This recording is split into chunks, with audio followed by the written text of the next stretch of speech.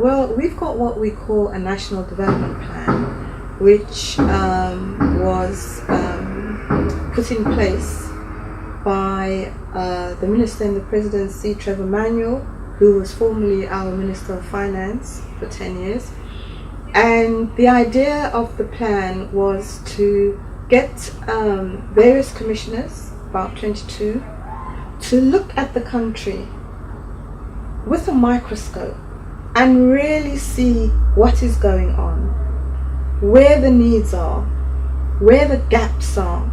And out of the plan, the report that came back included every single ward in the country.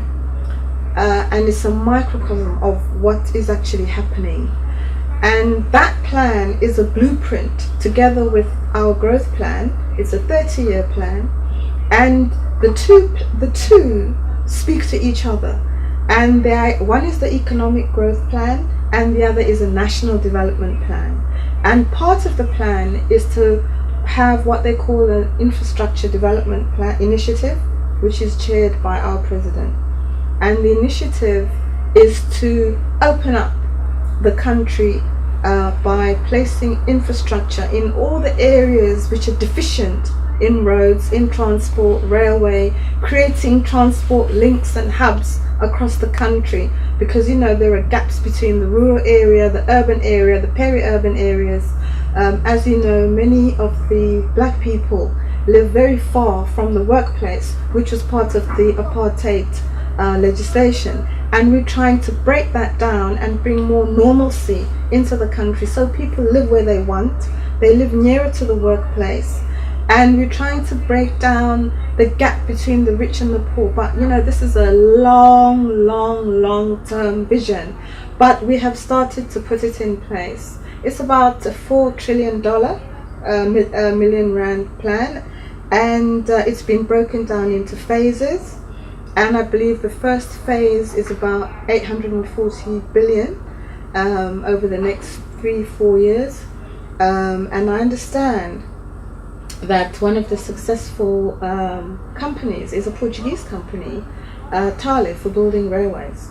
So we've also have plans to try and have more police on the streets to maintain law and order, and to try and get people to feel more safe.